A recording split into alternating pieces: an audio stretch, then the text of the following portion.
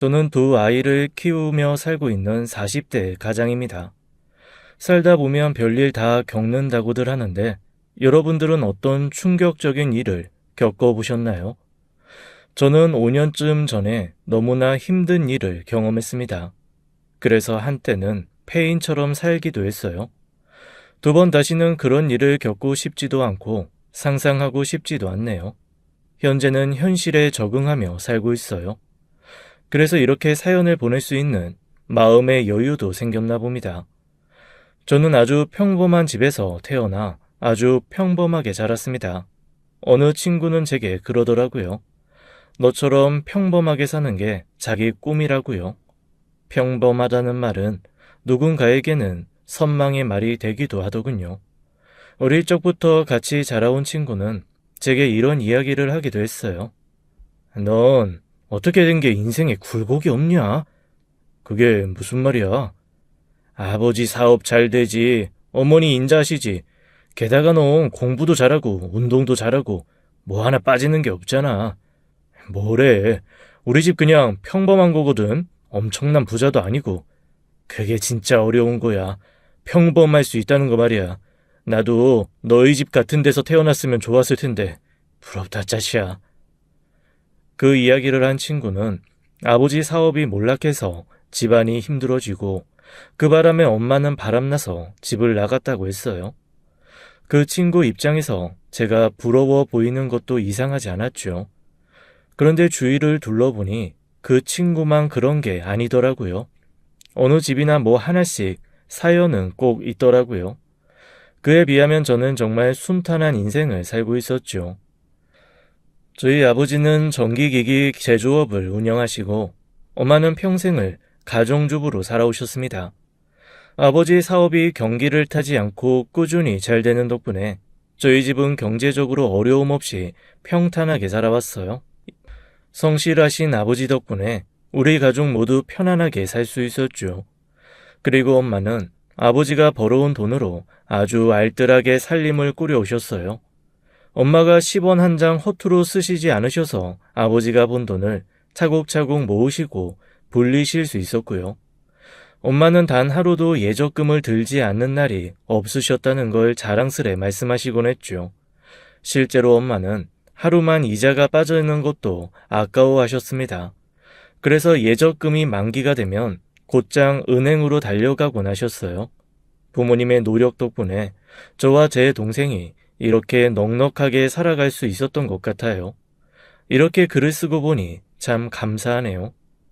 아무튼 그렇게 누군가의 부러움의 대상이었던 제가 결혼을 하던 날에는 더 큰 부러움과 축하를 받으며 결혼식을 올리게 되었어요. 저는 조금 늦게 결혼을 한 편이었습니다. 제 나이 35세, 10살이나 어린 25세 아내와 결혼을 했거든요. 아내는 누가 봐도 미인이었어요. 저와 함께 걸어 다니면 문 남성들의 시선이 느껴질 정도여서 저는 은근 아내와 함께 걸어갈 때 자랑스럽기까지 했죠. 모두의 축하와 시샘을 한 몸에 받으며 결혼식을 올리던 날, 저는 제 인생이 어떻게 흘러갈지 전혀 예상하지 못했습니다. 그저 행복감이라는 감정에 취해 있었어요. 혜정아, 나랑 결혼해줘서 정말 고마워. 내가 더 고맙지. 우리 평생 행복하게 잘 살자. 부모님은 제가 결혼할 적에 아내의 나이가 어려서 조금 걱정하시기도 했습니다. 그런데 결혼 후 아내의 싹싹한 행동에 부모님은 아내를 대견해 했고 제게 장가 잘 갔다며 좋아하셨어요. 아내는 정말 싹싹하고 애교도 많은 데다 생각도 깊은 사람이었습니다. 25이라는 나이가 믿어지지 않을 만큼 집안일도 베테랑에 무엇이든 척척 해내는 며느리이자 아내였어요. 부모님께 애교 있는 안부 문자와 전화는 물론 세심하게 집안 행사를 잘 챙기기까지 했습니다. 어머님, 날씨가 갑자기 추워졌어요. 감기 안 걸리고 잘 지내시죠?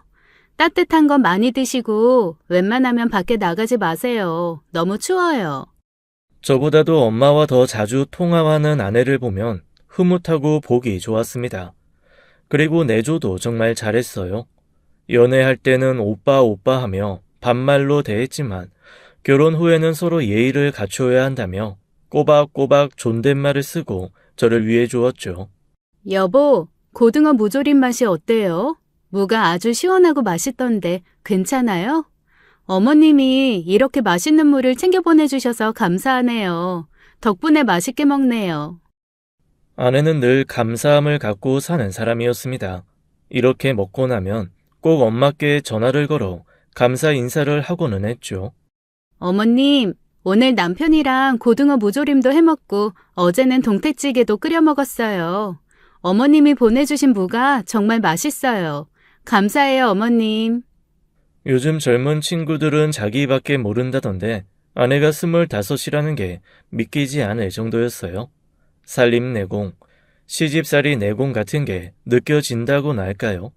아무튼 이 시대의 흔한 처자는 아니었습니다.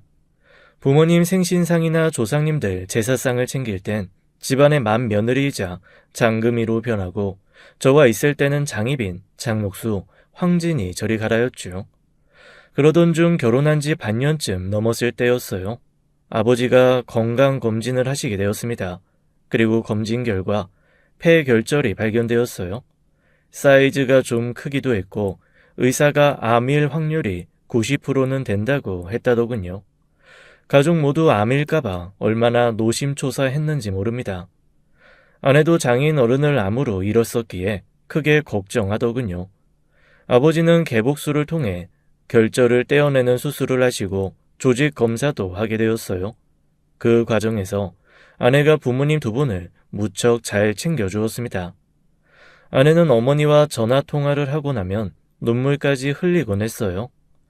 참 마음이 여리고 따뜻한 사람이었죠. 아버님, 괜찮으셔야 될 텐데 너무 걱정돼요. 며느리 사랑은 시아버지라고 한 것처럼 아버지는 아내를 무척 예뻐하셨어요. 우리를 만날 때면 항상 며느리 준다고 선물을 들고 오셨거든요. 헤어핀부터 시작해서 작은 먹거리는 물론 가끔은 브랜드 가방도 사주시곤 하셨어요. 아내도 아버지께 애정이 깊었습니다. 아내가 어릴 적에 엄마가 주로 일을 하시고 아버지 손에 자랐다고 했어요. 아버지의 병환 때문에 그런 것인데 결국 아버지가 일찍 돌아가셨다고 했습니다. 그래서 결혼 후에 아버지께 못다 받은 사랑을 저희 아버지께 받고 싶어 하는 것 같았어요. 무뚝뚝했던 아버지도 애교 많은 며느리 앞에서는 부드러워지시더군요. 여동생이 있긴 했지만 여동생도 아버지를 닮아 무뚝뚝했어요. 게다가 동생이 해외에 자리 잡고 산다고 집을 떠난 지가 수년 전이라 아버지는 더 며느리를 딸처럼 여기고 더 잘 챙겨주셨습니다. 아무튼 그렇게 수술 후에 결과가 나왔는데 다행히 암이 아니라고 했어요. 정말 운이 좋았던 거였죠. 수술을 안 하고 지나갔으면 더 좋았겠지만 그래도 사이즈가 1.8cm나 되어서 수술이 불가피했던 것 같습니다. 수술 후에 아버지는 기력이 많이 떨어지시더라고요. 아내는 부지런히 음식을 날랐고 엄마 못지않게 아버지를 잘 챙겨주었어요. 사람이 힘든 일을 겪었을 때 주변 사람들의 본 모습을 안다고 하나요? 이 일을 겪고 나서 부모님은 아내를 더 예뻐해 주셨어요. 그러던 어느 날이었습니다. 주말에 아내와 소파에 쉬며 TV를 보고 있는데 모든 게 평화롭게 느껴졌어요. 아내는 화장실에 간다며 자리를 비웠는데 소파 위에 아내의 핸드폰이 눈에 들어왔습니다. 아내가 저와 있을 때는 핸드폰을 잘 보지 않습니다. 게다가 소리도 무음으로 해놓곤 하고요. 소리를 무음으로 해놓으면 연락이 와도 받지 못하지 않느냐고 물은 적이 있는데 저와 함께 있는 시간을 방해받고 싶지 않다고 하더군요. 그런데 그 핸드폰에서 불빛이 번쩍하면서 문자가 뜨는 게 보이더라고요. 아주 잠깐 스쳐서 봤지만 그 문자가 예사 문자가 아니라는 게 느껴졌어요. 순간 심장이 덜컥 하더군요. 입금액이라고 해서 뜬 액수가 무려 120만 원이나 되는 금액이었거든요. 아내는 일을 하지 않아서 돈을 입금받을 만한 곳이 없었습니다. 저는 이게 뭐지라는 마음으로 아내의 핸드폰을 열어보았어요. 그리고 그 문자 위로 떠있는 문자들과 입금자를 확인한 순간 저는 심장이 쿵쾅쿵쾅 대기 시작했습니다. 여러 개의 입금 내역과 모르는 남자의 이름이 적혀 있었습니다. 홍순도라는 이름으로 매달 꼬박꼬박 120만 원이 찍혀 있었습니다. 홍순도라니 처음 들어보는 이름이었어요. 저는 그 문자를 본 순간 너무 혼란스러웠습니다. 내가 알던 아내가 전혀 알지 못하는 낯선 사람처럼 느껴졌어요.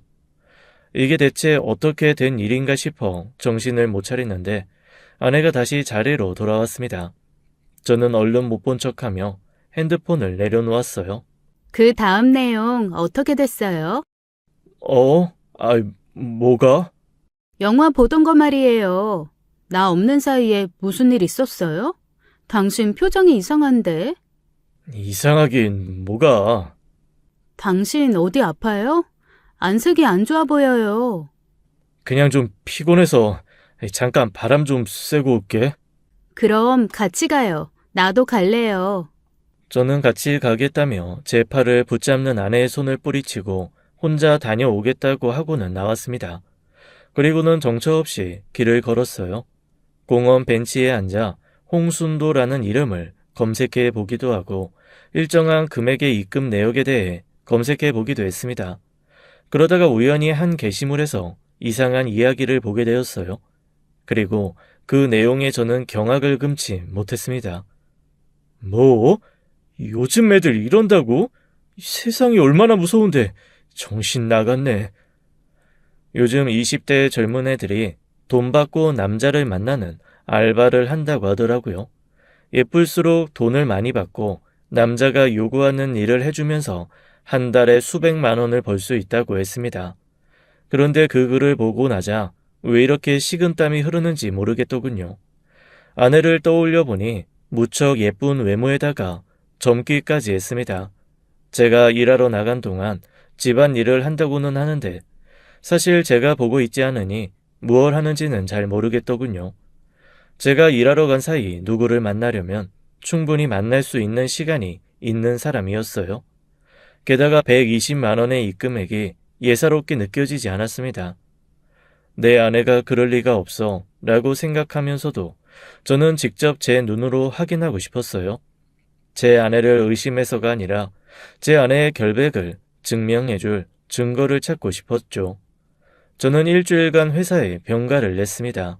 다행히 회사가 휴가를 오래 써도 지장이 없는 회사여서 가능한 일이었어요. 저는 아내 몰래 출근하는 척을 하며 집 앞에 차를 세워두고 아내의 외출을 감시했습니다. 외출하러 가는데도 왜 이렇게 예쁘게 하는 건지 예쁜 아내가 원망스러울 지경이었죠.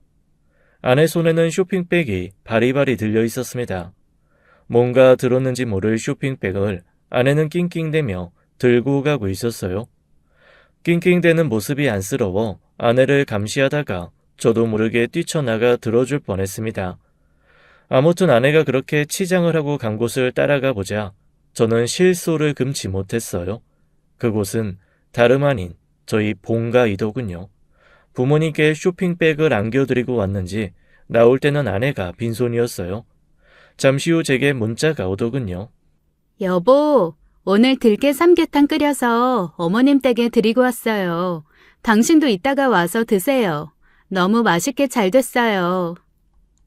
문자에는 하트까지 붙어 있었습니다. 효부인 아내를 보고 있자니 제가 지금 여기서 뭘 하고 있나 자괴감이 들었어요.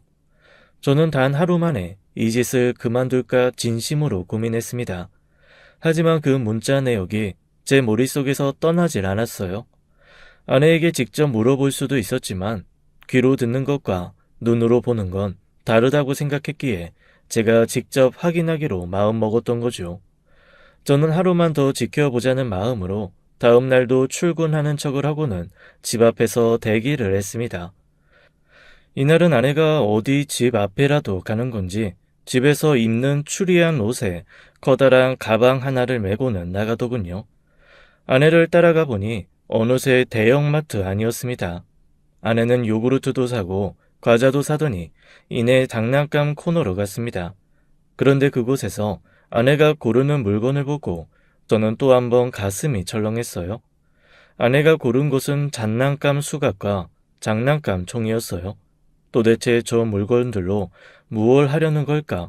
온갖 잡다한 생각이 들었지만 정신을 바로잡고 아내를 따라갔습니다. 아내 차를 따라가 보니 장모님 댁으로 향하는 외부 순환도로로 빠지더군요. 혹시 오늘은 장모님 댁에 가는 건가? 라는 생각이 들었어요. 그랬으면 정말 좋겠다는 마음으로 아내의 뒤를 밟았죠. 하지만 아내가 갑자기 차를 돌려 완전히 다른 곳으로 향하기 시작했습니다. 혹시 내가 몰래 따라가는 걸 들켰나? 그래서 아내가 다시 집으로 향하는 건가 싶어서 조금 긴장했어요. 하지만 아내가 향한 곳은 집이 아니었습니다.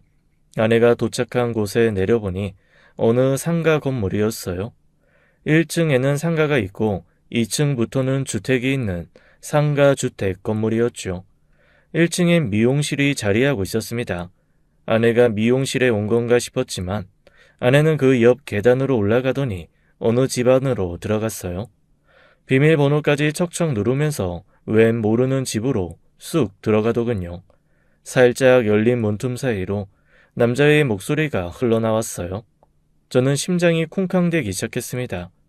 저는 10분간 밖에서 심호흡을 하며 마음을 가다듬었어요. 내가 어떻게 대처할 것인지 머릿속으로 생각하려는데 도무지 아무 생각도 떠오르지 않더라고요. 사람이 당황하면 뇌가 멈추나 봅니다. 그러다 심장이 점점 진정되고 눈앞에 오토바이에 걸린 헬멧이 보였어요. 지금까지 살아오면서 남의 물건에 손대본 적 없는데 제가 그 헬멧을 냅다 들고 제 머리에 씌웠습니다. 그리고 2층으로 올라가 그 집 벨을 눌렀어요.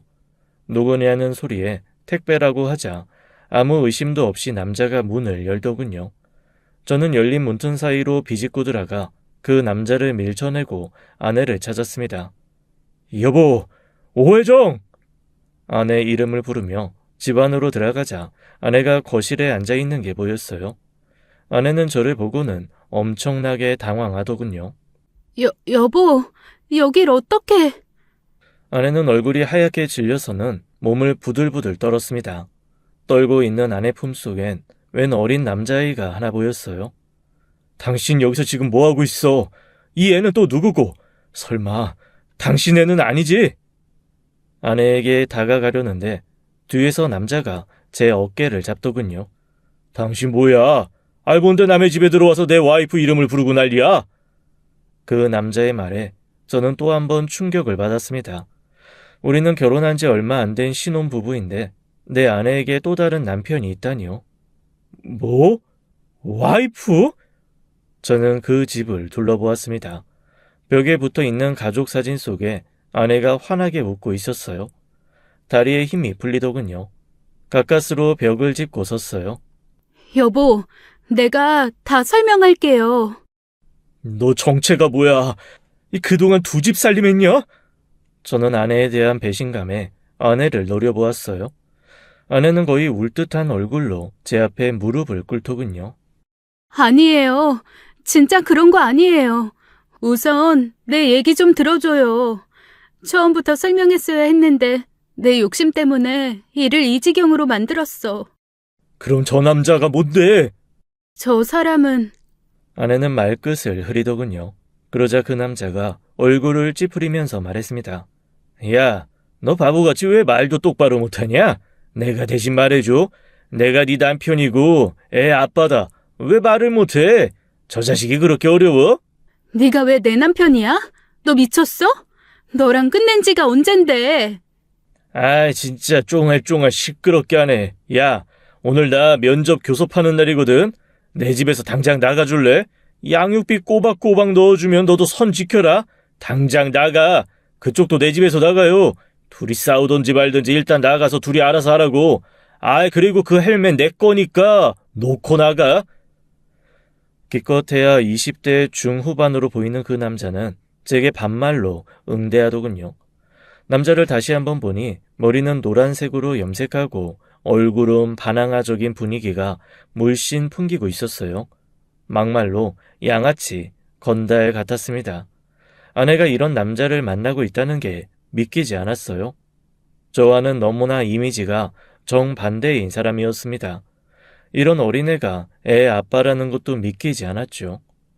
저는 아내를 데리고 그 집을 나왔습니다. 아내를 데리고 나가는데 아이가 아내를 엄마 엄마 하며 애타게 부르더군요. 귀가 먹먹해지는 기분이 들었어요. 저는 아내를 데리고 한 카페로 데려갔어요. 아이스 커피가 나오자마자 저는 단숨에 들이켰습니다. 그리고 나니 떨리던 게 좀 진정되더라고요. 일단 아내에게 궁금한 것부터 물어보기 시작했어요. 너 나랑 재혼한 거냐? 미안해요. 하지만 결혼식 올린 건 당신이 처음이야. 그 사람이랑은 20살 때 만났는데 자기 멋대로 혼인신고하는 바람에. 그럼 그 남자랑 지금은 이혼한 상태라는 거야? 네, 미안해요, 여보. 처음부터 말했어야 하는 건데. 그리고 그 사람이 한 말 귀담아 듣지 말아요. 그 사람 나랑 끝낸 지 이미 3년쯤 됐어요. 내가 당신이랑 잘 살고 있는 게 질투나서 일부러 헛소리한 거예요. 그럼 그 애는 뭔데? 아이 얘기가 나오자 아내는 한동안 입을 꼭 다물고 있다가 이렇게 말하더군요. 우리 준석이는 내 아들이에요. 아이의 이름이 준석이 모양이었어요. 그런데 제 귀에 거슬리는 건 그 이름 앞에 붙은 우리라는 말이었습니다. 이렇게 모성애가 강한 아내가 자기 자식까지 숨겨가며 왜 저라는 사람과 결혼한 건지 의문이었죠. 아니 생각해보니 제가 조건상 그리 나쁘지도 않았습니다. 나이도 어느 정도 찼고 집안도 중산층 이상의 오랜 직장 생활로 쌓아둔 재산도 꽤 있었으니까요. 젊은 아내 눈에는 그런 제가 탐이 났는지도 모릅니다. 그럼 혹시 네 핸드폰 속의 입금 내역 120만 원 그거 양육비였어? 아내는 눈물을 흘리며 고개를 끄덕였습니다. 그럼 애는 그동안 누가 보고 있었던 거야? 당신이 양육비 받고 있었던 거면 양육권은 당신한테 있다는 소리잖아. 그동안 친정엄마가 우리 준석이 봐주셨어요. 아내는 아이를 또 우리 준석이라고 부르더군요. 짜증이 확 치솟았습니다. 장모님까지 한통 속였어? 야, 어떻게 그렇게 순진한 얼굴들을 하고 사람을 속여? 당신 애 있는 거 숨기고 결혼한 거 사기 결혼이야. 알아? 어떻게 장모님이랑 둘이 짜고 이런 짓을 벌이냐고? 정말 미안해요. 당신을 너무 사랑해서 내 흠을 말할 수가 없었어요. 장모님은 저를 처음 만난 날부터 지금까지 제게 정말 잘해주셨던 분입니다. 너무 과하다 싶을 만큼 늘 친절하셨고 저를 배려해 주셨어요. 그래서 그 배신감이 더 컸죠. 항상 처가댁에 방문하기 전에 간다고 미리 얘기를 했었는데 그럴 때면 장모님은 아이를 이모님네 맡겨두었다고 하더군요. 오늘은 아내의 전 남편과 아이가 만나기로 한 날이라고 했습니다. 전 남편이 아이를 보기로 했다가 안 보겠다고 말을 바꾸는 바람에 아내가 친정에 아이를 보러 간 거라고 하더군요. 그런데 전 남편이 다시 아이를 데려갔다는 말을 듣고 전 남편 집으로 찾아간 거라고 했습니다. 아내가 왜 중간에 차를 돌렸는지 알겠더군요. 나랑 결혼하고도 전 남편이랑 애 핑계로 계속 만난 거야? 그런 거 아니에요. 오늘은 정말 어쩌다 보니 그렇게 된 거예요.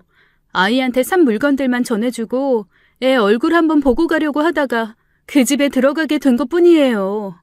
그 사람이 미용실 운영하는데 오늘 원래 쉬어야 하는데 급한 손님이 머리 좀 해달라고 하는 바람에 오늘 잠깐 내려가서 미용해주고 올라온다고 저한테 애 좀 잠시 맡아달라고 한 거였어요. 알고 보니 그 전 남편이 오늘 급한 손님 때문에 아이를 못 보는 게 아쉬워서 일단 아이를 무리해서 데리고 왔다고 했습니다. 그래놓고 아이를 집에 두고 일을 하러 건물 1층에 있는 미용실로 내려간 거였죠. 아내가 이 사실을 알고 급히 전 남편 집으로 간 거였고요. 그런데 다행히 전 남편 일이 일찍 끝났고 아내와 함께 그 집에 잠시 머물게 된 거라고 했습니다. 당신이 이제 무슨 말을 해도 못 믿겠어. 내가 결혼 전부터 얘기했지. 난 작은 거짓말도 싫어하는 사람이라고. 하물며 이런 일을 숨긴 것도 거짓말한 거랑 똑같아. 나 당신한테 너무 배신감 느껴. 아내는 훌쩍이며 울었습니다. 처음부터 당신을 만났더라면 좋았을 텐데 내가 입이 10개라도 할 말이 없어요. 그저 당신이 너무 좋아서 그랬어요. 그래서 앞뒤 분간 안 하고 당신이랑 결혼한 거예요. 어머님, 아버님도 너무 좋은 분들이시고 당신 가족들 사이에 끼고 싶었어요. 솔직히 당신도 행복했잖아요. 아니에요? 맞아요. 저는 아내를 정말 사랑했습니다. 지금 이런 상황을 보고도 아내의 이야기를 끝까지 들어주려고 노력하며 앉아있다는 게 그 증거였죠. 아내를 정말 사랑하기에 배신감도 그만큼 컸어요. 인생에서 가장 행복한 시간을 보내고 있다고 생각했는데 그게 하루아침에 절망과 배신감으로 변할 줄 몰랐습니다. 저는 아내의 행복하지 않았냐는 말에 흔들렸어요. 이대로 아내의 과거를 묻고 살아갈까 진지하게 고민도 해보았죠. 저는 아내를 카페에 두고 조용히 일어나 집으로 돌아왔습니다. 그리고 계속 생각에 잠겼어요. 몇 시간 뒤 아내도 집으로 돌아왔습니다. 주섬주섬 짐을 싸서 나가더군요. 나가면서도 아내는 제게 인사를 건넸어요. 미안해요. 부디 몸 상하지 않게 잘 챙겼으면 좋겠어요. 이 상황에 제 건강을 걱정하는 아내가 어이가 없었습니다. 병 주고 약 주고 하는 것도 아니고 말이죠. 저는 나가는 아내의 얼굴을 쳐다보지도 않았어요. 아내와 떨어져 지내면서 하루하루가 너무 고통스럽더군요. 아내와 함께했던 모든 기억을 지우고 싶을 지경이었어요. 하지만 기억 상실이라도 걸리지 않는 한 불가능한 일이었죠. 그래서 저는 다른 방법을 찾았습니다. 아내와의 모든 연결고리를 끊기로 마음먹었습니다. 그 결심을 한 후에 저는 변호사를 찾아갔어요. 제 사정을 모두 털어놓고 저는 이렇게 물었습니다. 제가 혼인 무효 소송을 할 수 있을까요? 아니요, 그건 안 되고 혼인 취소 소송을 하셔야 합니다. 아내와의 결혼을 아예 없었던 일로 만들고 싶었지만 그럴 수는 없다고 했습니다. 대신 혼인 취소 소송을 하라고 하더군요. 저 같은 경우에는 혼인 취소가 될 거라고 했어요. 변호사의 상담을 마치고 와서 며칠 후 아내에게 혼인 취소 소송을 하겠다고 이야기를 전했습니다. 나 혼인 취소 소송할 거야. 네, 알겠어요. 전화기 너머 아내가 울고 있다는 걸 알 수 있었어요. 하지만 저는 아내를 신경 써주는 어떤 말도 한마디 건네지 않았습니다. 그저 제 할 만 하는데 집중했어요. 당신이 유책 배우자니 잘 협조해줬으면 좋겠어. 그럴게요. 아내와의 전화통화는 짧고 간결하게 끝난 후에 전화를 끝냈습니다. 어느 날 아내가 제게 처음 보는 주소지를 알려왔어요. 내가 있는 곳이에요. 혹시라도 우편물이 친정집으로 가지 않게 부탁할게요. 엄마가 알면 많이 놀라실 것 같아서요. 정말 미안해요. 장모님이 결혼 직전에 뇌출혈로 쓰러진 적이 있었습니다. 다행히 빠르게 조치를 해서 지금은 괜찮아지셨지만 앞으로 살아가면서 계속 조심해야 한다고 했어요. 아내는 장모님의 건강을 염려하고 있었죠. 저는 알겠다고 하고는 전화를 끊었습니다. 그리고 소장을 접수했어요. 저도 이혼까지 결정한 마당에 차마 부모님께는 말씀을 못 드리겠더군요. 아버지께서 수술을 마치신 지 얼마 되지도 않았는데 이런 걸로 신경 쓰게 해드리고 싶지 않았어요. 인고 부부처럼 잘 살던 우리가 헤어진다는 소식을 들으면 엄마가 얼마나 충격을 받으실까 그것도 걱정이 되었습니다. 결국 주변 사람 아무도 모르게 소송이 진행되었어요. 소송을 진행하기 전에 혼인 취소될 거라며 자신 있어 하던 변호사는 막상 일이 진행되다 태도를 바꾸더군요. 혼인 취소 소송이라는 게 생각보다 취소 판결 받기가 어려워요. 일단 최선을 다해 보겠지만 혼인 취소가 안 될 수도 있다는 점 미리 말씀드릴게요. 다른 변호사들도 이런지는 모르겠지만 소송이 진행되는 내내 좀 불안하게 하더군요. 그래서 내심 혼인 취소가 안 될 수도 있겠구나 하고 생각하고 있었어요. 그저 하루빨리 이 소송이 끝나고 모든 게 정리가 되었으면 하는 바람이었죠. 저는 힘든 마음을 술로 달랬습니다. 아무리 술을 마셔도 기분은 나아지질 않더군요. 오히려 우울증만 와서 나중엔 약까지 먹어야 했어요.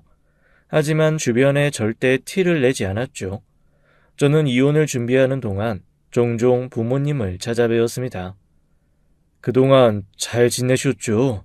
아버지 몸은 좀 어떠세요? 나는 다 괜찮다. 안호 잘 지내냐? 이 혜정이는 어쩌고 너 혼자 왔어?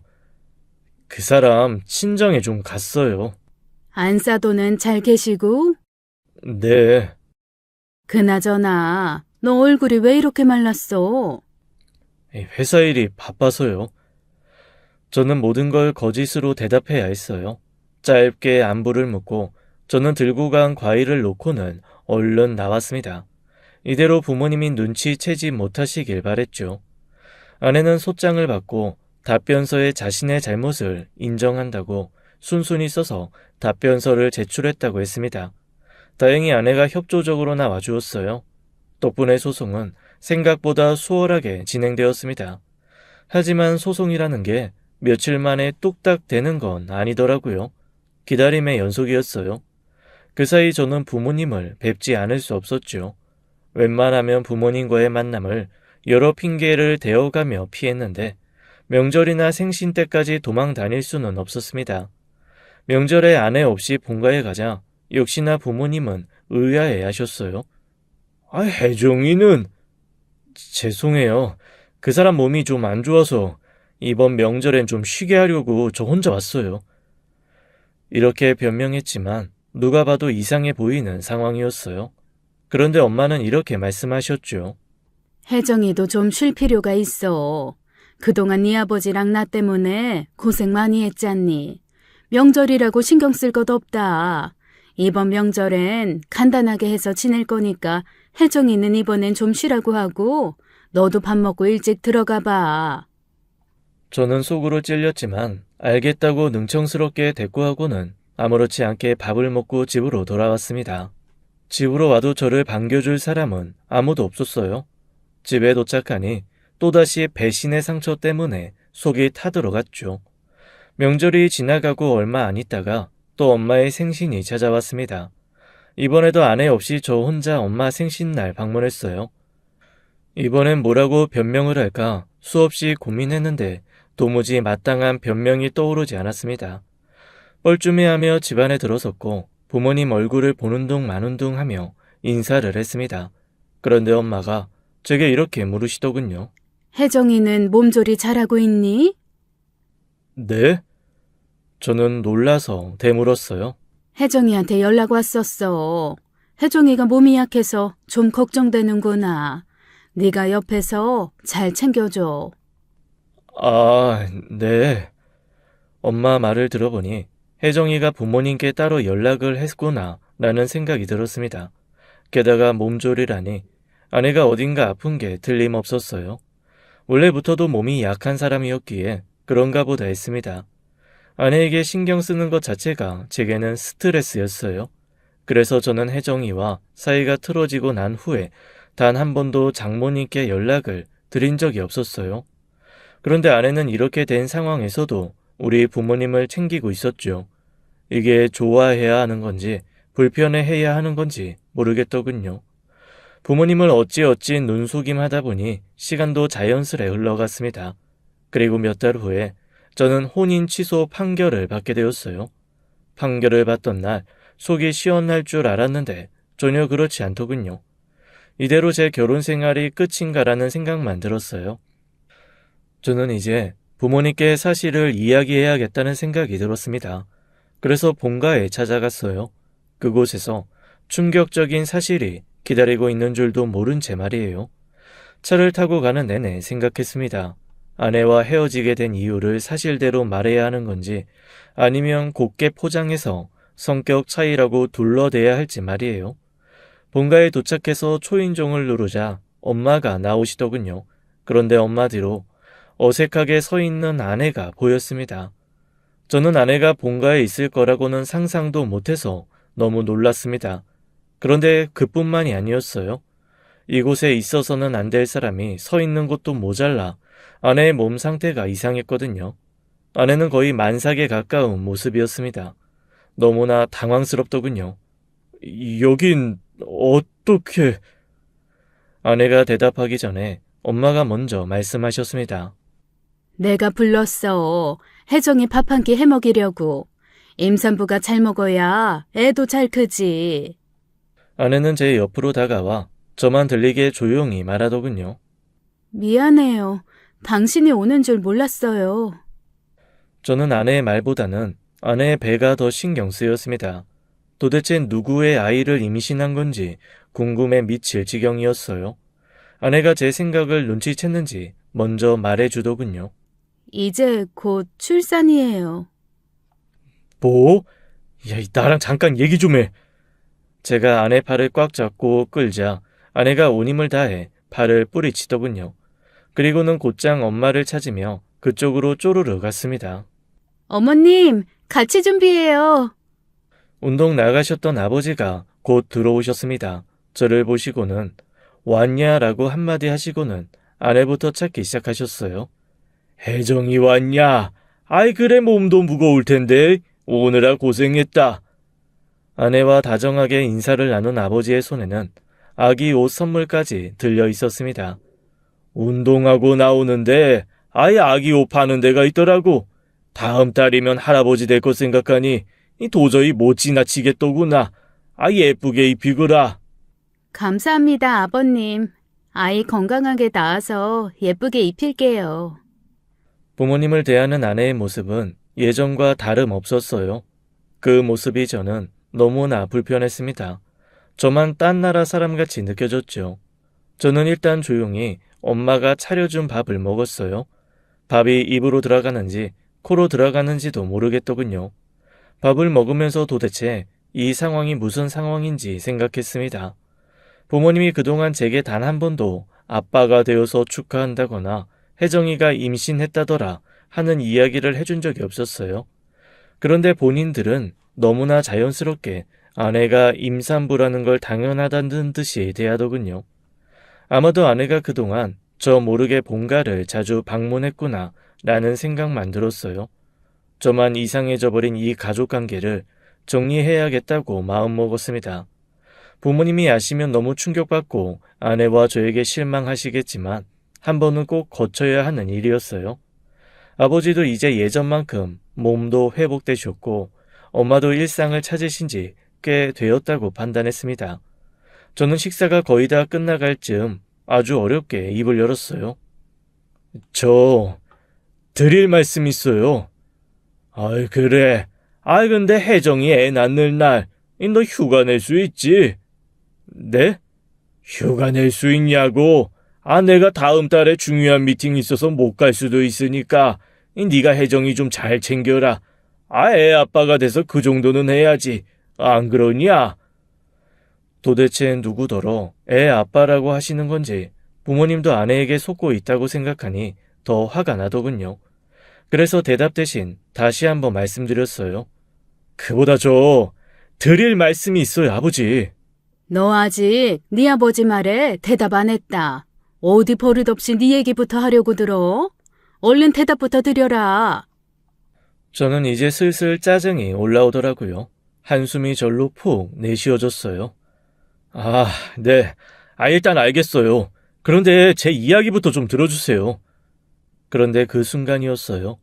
무언가 제 머리를 딱 하고 때리더군요. 순식간에 일어난 일이라 그게 뭔지도 몰랐습니다.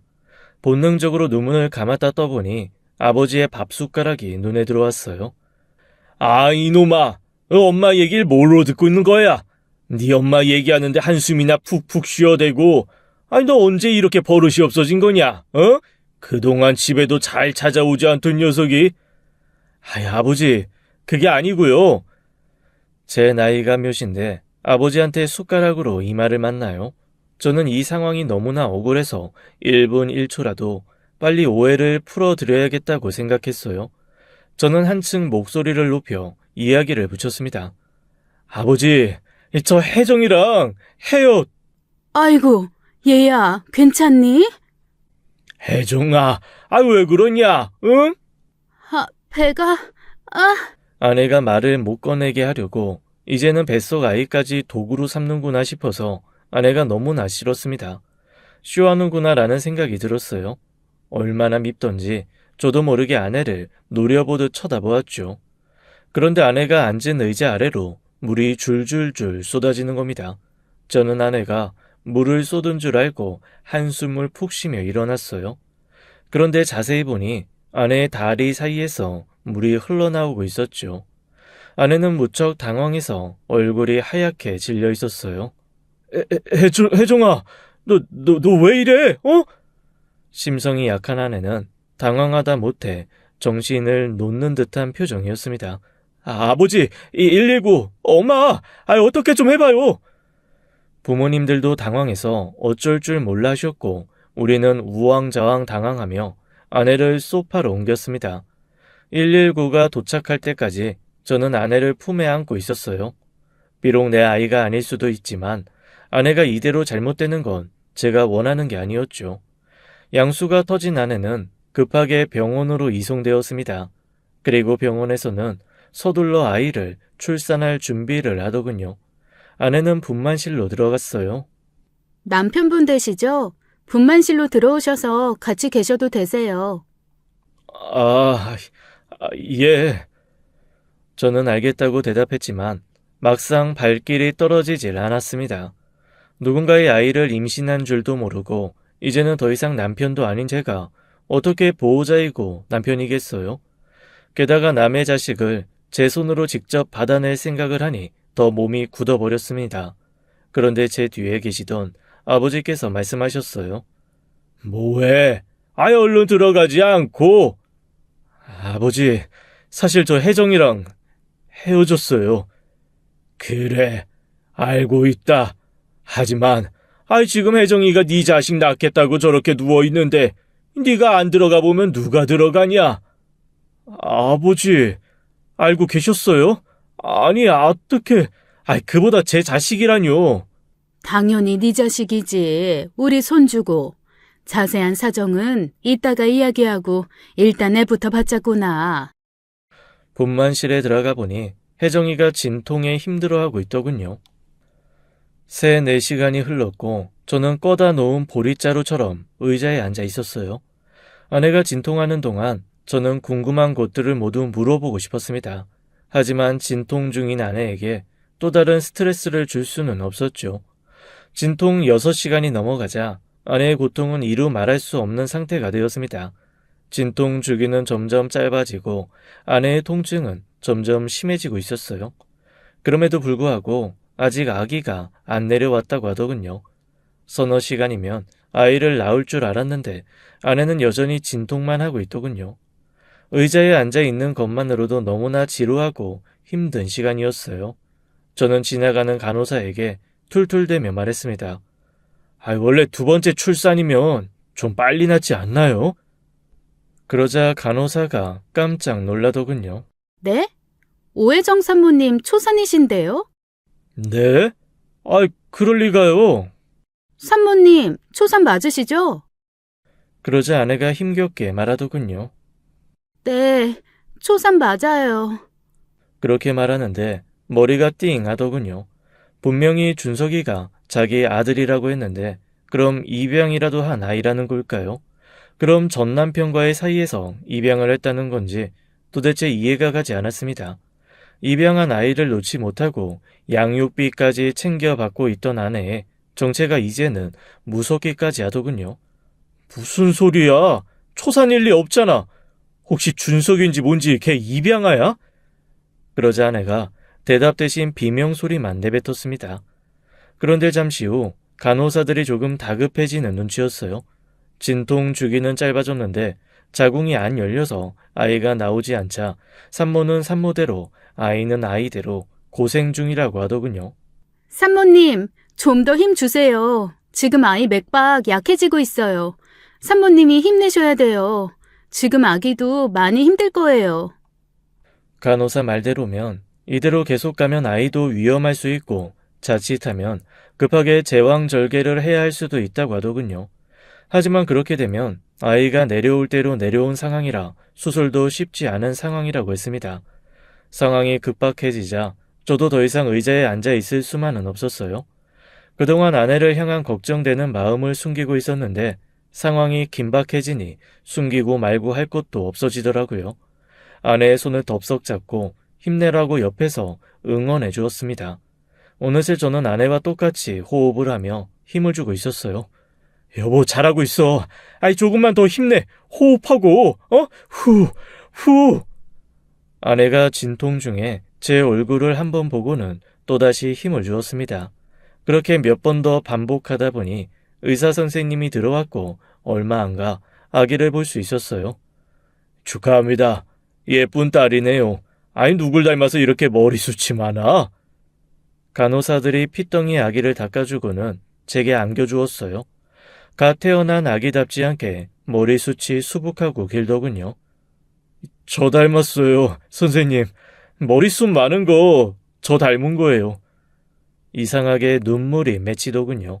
누가 봐도 제 아이였어요. 아내와의 혼인이 취소되자마자 애 아빠가 된 상황이 어이없었지만 아기를 보고 있으니 마음 한구석이 찡해왔습니다. 어릴 적 엄마와 이모가 하신 말씀이 떠올랐어요. 어릴 적에 엄마가 너 낳고 나서 깜짝 놀랐잖아.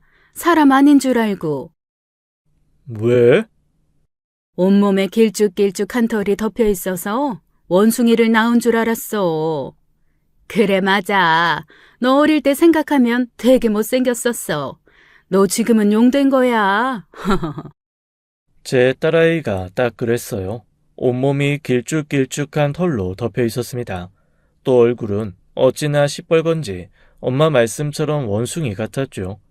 간호사들이 다시 아기를 데리고 가고서 아내와 분만실에 둘이 남게 되었어요. 아내가 훌쩍훌쩍 눈물을 흘리더군요. 고마워요, 여보. 옆에 있어줘서. 저는 아내에게 무슨 말을 해줘야 할지 몰라서 일단 손부터 잡아주었어요. 왠지 그렇게 해줘야 할 것만 같았죠. 고생했어. 정말 당신 대단하다. 많이 아팠지? 일단 아무 생각 말고 몸조리에 신경 써. 산후조리원은 예약해놨어? 내가 무슨 염치로 조리원에 들어가겠어요. 난 죄인이나 마찬가지인데. 저는 대답 대신 조용히 분만실에 나왔습니다. 밖에 계시던 부모님은 아기를 만나보고 있더군요. 너무 예쁘다며 저와 판박이 같다는 말씀을 빼놓지 않으셨어요. 그런데 장모님이 보이지 않으셨어요. 하나뿐인 딸의 출산에 왜 오지 않는지 의문이었습니다. 장모님은요? 연락 안 하셨어요? 안사도는 병원에 있어. 벌써 입원한 지도 꽤 됐는데 호전이 없는지 아직 퇴원을 못하고 계시네. 그게 무슨 말씀이세요? 장모님 어디 아프세요? 부모님은 근심 가득한 얼굴로 소식을 전해주셨어요. 장모님이 등과 허리가 아파서 병원에 진료를 보러 가셨다가 입원을 하게 되셨고 폐암 판정을 받은 후에 퇴원하지 못하고 계시다고요. 벌써 입원한 지가 1달 반이 되었다고 했습니다. 그동안 저는 아내가 미워서 장모님은 전혀 신경 쓰고 있지 않았었어요. 저한테 그렇게 잘해주셨는데 말입니다. 장모님은 도저히 아내를 조리해 줄 수 있는 상황이 아니었어요. 급한 대로 여기저기 전화를 돌려 조리원을 알아보았지만 이미 예약이 꽉 차서 들어갈 수 있는 곳이 없었습니다. 지훈아, 너 어딜 그렇게 전화를 돌리느라 바쁘니? 여기서 이러지 말고 혜정이 옆에 좀 있어줘. 너랑 사이 그렇게 되고 애까지 낳았는데 마음이 얼마나 불안하겠어. 게다가 안사돈도 상황이 경하지는 않은 것 같은데 네 마음도 많이 힘들겠지만 일단은 아기 엄마로서 네가 혜정이를 대해주면 좋겠구나. 네, 알겠어요. 저 그보다 조리원이 전부 예약이 차서 들어갈 수 없대요. 어쩌죠? 걱정 말거라. 네 엄마가 이미 조리해주기로 했다. 엄마가요? 저는 엄마가 왜 모든 걸 속이고 결혼한 혜정이를 여전히 자신의 며느리로 대해주고 있는 건지 이해가 가지 않았어요. 엄마가 왜 그렇게까지 하세요? 손목도 많이 아프시다면서요. 솔직히 말해서 이제 며느리도 아니잖아요. 부모님은 제게 잠시 이야기 좀 하자며 저를 휴게실로 데려갔어요. 그제야 전 부모님이 왜 그러셨는지 알 수 있었습니다. 아내가 그간의 이야기를 부모님께 모두 털어놓았다고 했어요. 모든 이야기를 듣고 나자 가슴이 미어지더군요. 제가 그동안 다 듣지 못한 충격적인 속사정이 있었습니다. 알고 보니 아내가 자신의 아들이라고 칭했던 아이는 진짜 아들이 아니었어요. 제 생각대로 입양한 아이가 맞았습니다. 그렇다고 해서 입양 절차를 밟은 아이도 아니었어요. 아내에게 언니가 있었다고 했습니다. 그건 처음 듣는 이야기였어요. 아내는 결혼 전에도 언니가 있었다는 이야기를 한 적이 없었거든요. 아무튼 그 언니와 장모님과 함께 세 모녀가 아주 어렵게 살고 있었대요. 장인 어른의 병원비를 감당하느라 하루도 돈 때문에 편한 날이 없었다고 했죠. 장인 어른이 돌아가시고 난 후에도 남겨진 빚과 병원비였다고 했어요. 그렇게 살던 중 아내를 좋아하는 남자가 생겼고 그 남자가 금전적으로 도움을 많이 준 모양이었어요. 그게 아내의 나이 20살 때였죠. 그 남자도 아내와 동갑이었는데 그 나이답지 않게 꽤 큰 돈을 만지고 있었다고 했죠. 그렇다고 시댁이 부자인 것도 아니었대요. 아내 집안보다 좀 더 나은 수준이었다고 했습니다. 남자는 아내에게 금전적 도움을 주고는 그것을 빌미로 계속 아내와 만나려고 했대요. 그러다 결국 둘은 동거를 하게 되었고 혼인신고까지 하게 되었다고 했습니다. 혼인신고도 남자가 몰래 한 거라고 했어요. 결혼을 약속한 사이긴 했지만 아내는 그래도 결혼식 후에 혼인신고를 하기로 바랬다고 하더군요. 그런데 결혼하고 보니 미용사인 줄 알았던 남편이 건달인 걸 알게 되었대요. 지금은 진짜 미용사가 되었지만 그 당시엔 나쁜 짓을 많이 하고 다녔다고 하더군요. 아무튼 그런 상황에서 어느 날 아내의 언니가 임신을 했다고 했습니다. 딱히 남자친구가 없던 언니가 어느 날 갑자기 임신을 해서 가족 모두가 놀랐대요. 원치 않는 임신을 하게 된 언니는 충격을 받아 한동안 제정신이 아니었고 결국 전 남편의 권유로 정신병원에 입원까지 하게 되었다고 했습니다. 한두 달씩 3번 정도 입원을 한 언니는 퇴원 후에 아이를 출산했답니다. 하지만 출산 후에 정신병은 더 심해졌대요. 그런데 어느 날 언니의 입에서 이상한 말이 나왔대요. 가족들은 모두 그게 언니가 나쁜 일을 당해서 생긴 외상 후 스트레스 장애의 한 증상이라고 생각했답니다. 어느 날 아내가 조카를 돌보며 안고 있는데 언니가 이상한 말을 하더래요. 너무 웃긴다. 그 애가 네 조카면서 네 아들인 게. 그 말을 남긴 언니가 갑자기 사라졌고 이틀 후에 사망 소식이 들려왔다고 했어요. 그때부터 아내는 전 남편을 의심했다고 했죠. 친자 검사까지 해서 아이가 전 남편의 자식인 걸 알게 되었다고 하네요. 언니는 그동안 가진 협박을 당하면서 입막음을 당해왔던 것 같다고 했어요. 언니가 죽자 전 남편은 그 아이를 자신의 호적에 올렸고 아내는 전 남편과 이혼을 요구했다네요. 하지만 그 후 폭행과 협박을 당했다네요. 이혼 가정도 순탄하지 못했답니다. 가까스로 이혼한 후 아이를 데리고 나올 수 있었다네요. 혜정이 참 불쌍한 애야. 과거에 그런 사연이 있는 걸 속이고 결혼한 건 잘못한 거지만 그래도 혜정이라고 그렇게 살고 싶어서 살았겠니? 너는 그동안 온실 속 화초처럼 평탄하게 살아와서 혜정이가 얼마나 힘들게 살았는지 이해 못할 수 있지만 엄마도 젊은 시절에 비슷한 일 겪어봐서 그 마음 이해해. 사실 엄마도 네 아빠랑 결혼한 게 2번째야. 아내의 과거 이야기로도 이미 너무 충격을 받았는데 엄마에게도 상상도 못했던 사연이 있더군요. 엄마는 젊은 시절 퇴근하는 길에 납치 비슷한 걸 당했다고 했습니다. 동네에 인사만 하고 지냈던 총각인데 그 총각이 엄마를 감금했다고 했어요. 결국 아이까지 갖게 되었고 임신 6개월에 접어들자 엄마를 밖에 돌아다닐 수 있게 해줬다고 하더군요. 그때는 워낙 이런 일을 여자의 큰 흠으로 생각하던 시절이라 외조 부모님들은 모두 쉬쉬했대요. 그리고 이왕 이렇게 된 거 그 납치범과 사는 수밖에 더 있냐고 했답니다. 동네 사람들조차 엄마가 그 총각과 연애하다 혼전 임신을 한 줄 알았을 정도니 외할머니 외할아버지도 피눈물을 흘리며 그렇게 하려고 했던 거였죠. 그런데 어느 날 엄마가 뒤로 넘어지면서 유산이 되어버렸고 이렇게 된 김에 외할머니가 먼 곳으로 이사가서 살자고 졸라서 그 동네를 나왔다고 했어요. 그리고 만난 게 아버지라고 했죠. 나도 처음엔 네 아빠한테 내 과거 이야기 못했어. 눈앞에 놓치고 싶지 않은 사람이 나타났는데 어떻게 내 음을 이야기할 수 있었겠니? 하지만 세상에 비밀은 없더구나. 결국 예전 동네에 살던 사람을 우연히 마주치게 됐고 내가 임신했었다는 사실을 알게 된 아빠가 많이 충격받았지. 그때 다 털어놨어. 물론 말 안 하고 결혼한 엄마가 100번 잘못한 거야. 그런데 네 아빠가 그러더라. 그게 어떻게 네 엄마 잘못이냐고. 길 가다가 벼락 맞은 사람한테 잘못했다고 말할 수가 있겠냐고 말이야. 그렇게 아버지가 다 보듬어 주셨어. 모든 이야기를 듣고 나서 참 많은 생각이 들었습니다. 아내의 삶이 참 안 됐기도 하고 반면에 배신감도 들면서 아주 복잡하고 혼란스러웠어요. 그래도 제가 아내를 아직 사랑하는 마음을 가지고 있다는 사실도 깨달았습니다. 아내가 위급해질 때마다 외면하지 못하고 아내를 몰래 걱정했던 게 떠올랐어요. 그리고 이런 상황에서도 제 아이를 낳아준 아내가 고맙고 임신 기간 동안 아무것도 해주지 못한 못난 아빠라서 미안한 감정마저 들었죠. 저는 아내를 퇴원시켜서 본가로 데려갔어요. 엄마가 약속하신 대로 아내의 산후조리를 해주었습니다. 그리고 저는 장모님을 따로 찾아뵈었어요.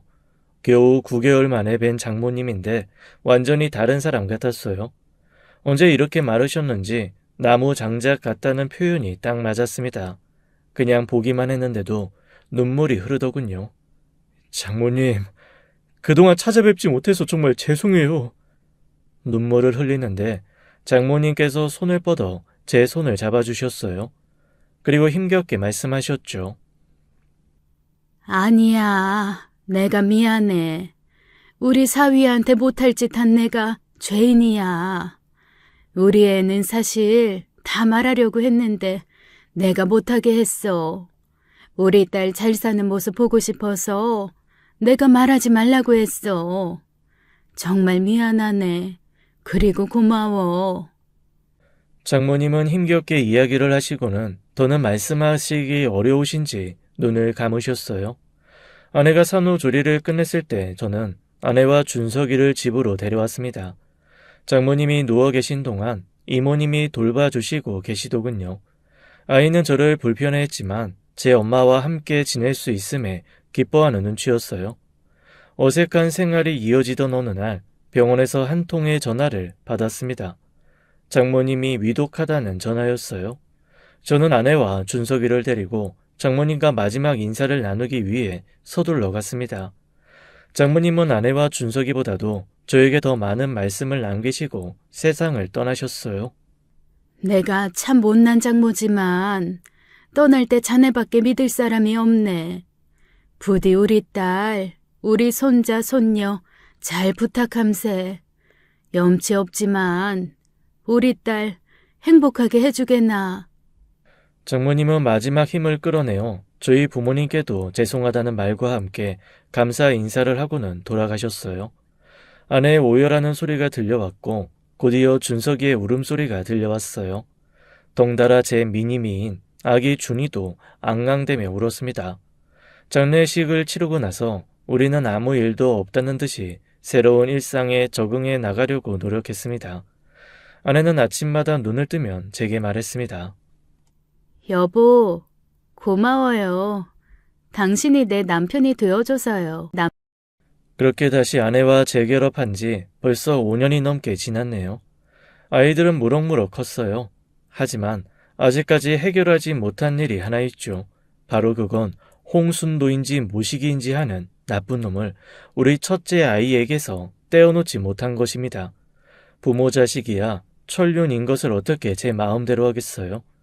다만 그놈이 좋은 놈이 아니라는 게 아이에게 상처가 될까봐 걱정될 뿐입니다. 제가 아이를 친양자로 입양하려고 했는데 그놈이 동의해주지 않네요. 언젠간 그놈도 죽을 날이 오겠죠. 저는 그럴 날만 기다리고 있는 중입니다. 제 이야기 들어주셔서 감사해요. 제게는 너무나 충격적이었던 제가 겪은 이야기였어요. 마음 고생한 후에 사연을 듣게 되면서 나름의 위로를 받고 있던 터라 아내 모르게 사연을 보내봅니다. 모두 행복한 가정 꾸려나가시길 바라며 이 글을 마치겠습니다. 지금까지 사연 읽어주는 남녀였습니다. 끝까지 함께 해주신 여러분 감사드리며 저희는 다음 사연으로 돌아올게요. 감사합니다.